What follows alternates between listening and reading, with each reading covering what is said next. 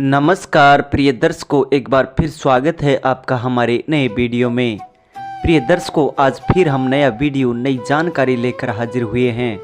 प्रिय दर्शकों, आज का ये वीडियो बहुत ही खास और मोटिवेशनल होने वाला है। दर्शकों, आज का जो प्रसंग है, आज की जो कहानी है वो है यमराज और सुहागिन का मुकाबला। प्रिय दर्शकों, कहानी बहुत ही रोमांचक है, बहुत ही मोटिवेशनल है। प्रिय दर्शकों, कहानी को एंड तक जरूर देखिएगा। प्रिय दर्शकों, एक समय की बात है, सोहनपुर नाम के एक गांव में दो दोस्त संजीव और मनोज रहते थे। दोनों एक दूसरे के काफ़ी अच्छे दोस्त थे और दोनों की ही पत्नी गर्भवती थी। प्रिय दर्शकों, कुछ समय बाद संजीव को एक बेटा हुआ और उसके कुछ महीने बाद मनोज को एक बेटी हुई। दोनों अपने अपने बच्चे से बहुत खुश थे। एक दिन दोनों दोस्त आपस में बात कर रहे थे। संजीव ने मनोज से कहा, मनोज, चाहते हैं कि हमारी दोस्ती कभी ख़त्म ना हो, हम हमेशा के लिए इसी तरह अच्छे दोस्त बनकर रहे। उसका मित्र कहता है, क्यों मित्र, हम हमेशा हमेशा के लिए ही अच्छे दोस्त बनकर रहेंगे, हमारी दोस्ती कभी भी ख़त्म नहीं होगी। देखो मनोज, भगवान को भी शायद यही मंजूर है, इसीलिए हमें एक को बेटा दिया और एक को बेटी। चाहता हूँ कि जब हमारे बच्चे बड़े हों तब उन दोनों की शादी करवा दे, ताकि हमारे साथ साथ हमारे बच्चे भी अच्छी तरह से रह सके। अब उसका मित्र कहता है कि ये रिश्ता पक्का समझो मेरे दोस्त, हम एक दूसरे से वादा करते हैं, चाहे कुछ भी हो जाए, हम अपने बच्चों की शादी एक दूसरे से, हमारे बच्चों से ही करवाएंगे। और ये बात भाभी को भी बता देना। ये दर्शकों, दोनों मित्र अपने अपने बच्चों की शादी के बारे में अपनी पत्नियों से बताते हैं और उनकी पत्नियां भी इस फैसले से काफ़ी खुश हो जाती हैं। कुछ महीने बाद संजीव को व्यापार करने के लिए परिवार को लेकर शहर जाना पड़ता है और मनोज गांव में ही रह जाता है।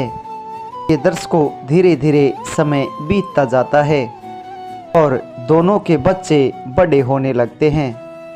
मनोज ने अपनी बेटी का नाम सुहानी रखा था और संजीव ने अपने बेटे का नाम राघव रखा था। सुहानी बचपन से ही धर्मराज की भक्त बन जाती है।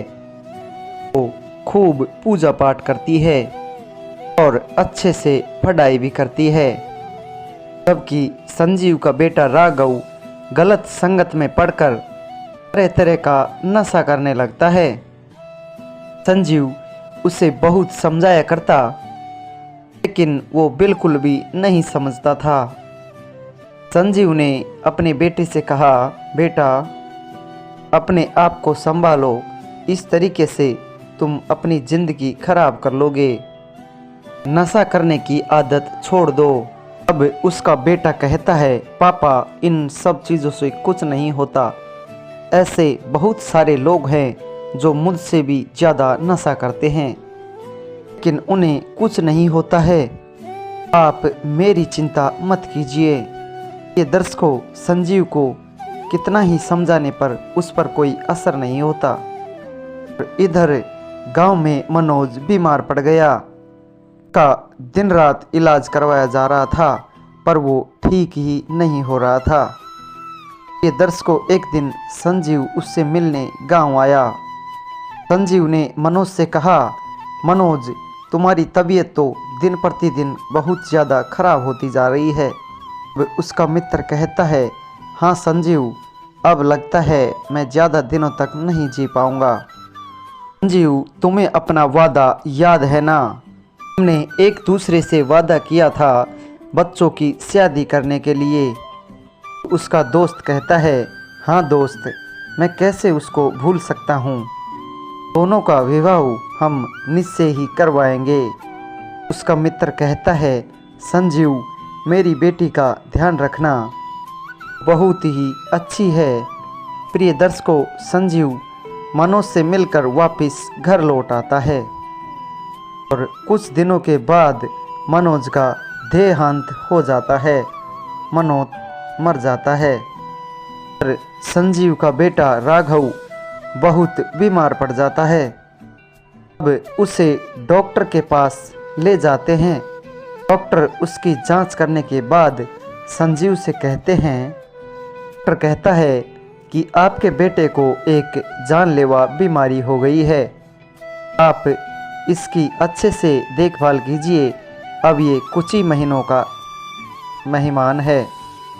दर्शकों, ये बात जानकर संजीव और उसकी पत्नी के पैरों तले से जमीन खिसकने लगी और दोनों बहुत ज़्यादा दुखी हो जाते हैं। तब संजीव अपनी पत्नी से कहता है, मैंने अपने दोस्त मनोज से एक वादा किया था कि उसकी बेटी का विवाह अपने बेटे से करवाऊंगा, लेकिन अब तो इस बेटे की जिंदगी का कोई ठिकाना ही नहीं है। अब संजीव की पत्नी कहती है, आप जाकर मनोज की पत्नी को सब बताइए, हम जानबूझकर किसी की जिंदगी खराब नहीं कर सकते और वो भी हमारी बेटी के ही समान है। दर्शकों, संजीव गांव आकर मनोज की पत्नी से मिलता है और अपने बेटे की बीमारी के बारे में सारी बात बता देता है। लेकिन तभी मनोज की बेटी सुहानी कहती है, चाचा जी, मेरे पिताजी की हमेशा से यही इच्छा थी कि मैं आपकी बहू बनूं, इसीलिए मैं भी मन ही मन सब दिन यही सोचती रहती हूँ। मैं हर हाल में अपने पिता की इच्छा पूरी करना चाहती हूँ और अगर मेरे धर्मराज भगवान चाहेंगे तो मेरे सुहाग को कुछ नहीं होगा। दर्शकों, कुछ दिनों बाद धूमधाम से दोनों का विवाह कर दिया जाता है। राघव धीरे धीरे और बीमार होता चला जाता है और सुहानी धर्मराज की खूब पूजा पाठ करती थी। एक दिन सुहानी मंदिर जा रही थी तो रास्ते में उसे एक वृद्ध व्यक्ति मिला, बूढ़ा व्यक्ति मिला। उसने सुहानी से राघव के घर का पता पूछा तो सुहानी ने बता दिया। सुहानी ने उसको प्रसाद दिया। उन्होंने सुहानी को सौभाग्यवती का आशीर्वाद दिया। इसके बाद वह कहीं गायब हो गया। अब सुहानी घर आई तो थोड़ी देर बाद का किसी ने दरवाज़ा खटखटाया। अब सुहानी ने ही दरवाज़ा खोला तो देखा कि वही वृद्ध व्यक्ति दरवाजे पर खड़ा है। फिर वह सुहानी के सामने धर्मराज के रूप में प्रकट हो गया और बोला, बेटी, मैं धर्मराज हूँ, तुम मेरी सच्ची भक्त हो, इसलिए मैं तुम्हें दर्शन दे रहा हूँ और मैं तुम्हारे पति को अपने साथ ले जाने आया हूँ और अब उसके जाने का समय आ गया है। ये दर्शकों, सुहानी धर्मराज के चरणों में गिर जाती है। नहीं भगवान, आप ऐसा नहीं कर सकते, आप अपनी भक्त के सुहाग को नहीं उजाड़ सकते। धर्मराज कहता है कि हे बेटी, जिसके जाने का अंत आ जाता है, जिसके जाने का वक्त आ जाता है, उसे जाना ही पड़ता है। से भी हर किसी को एक न एक दिन तो मृत्यु प्राप्त होनी है। लेकिन भगवान, आपने मुझे स्वयं सौभाग्यवती का आशीर्वाद दिया है, तो क्या वो आशीर्वाद झूठा था? दर्शकों, सुहानी की ये बात सुनकर धर्मराज सोच में पड़ जाते हैं। कहते हैं कि बेटी, तुम मेरी एक सच्ची भक्त हो, कि एक सच्ची पतिव्रता स्त्री भी हो।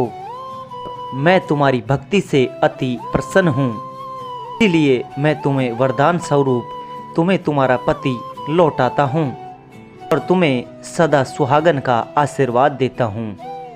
के बाद धर्मराज वहां से अंतर्ध्यान हो गए। चमत्कार की तरह सुहानी का पति राघव एकदम से स्वस्थ हो गया और सभी बहुत खुश हो गए। धीरे धीरे राघव ने अब नशा करना भी छोड़ दिया और वो चैन से अपनी जिंदगी जीने लगे। प्रिय दर्शकों, ये कहानी यहाँ पर समाप्त होती है। हम उम्मीद करते हैं आज की ये कहानी आपको बेहद पसंद आई होगी।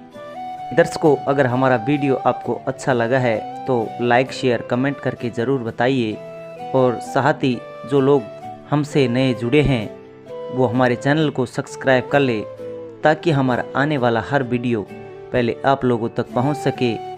प्रिय दर्शकों, मिलते हैं जल्दी नए वीडियो में। जी नमस्कार, धन्यवाद।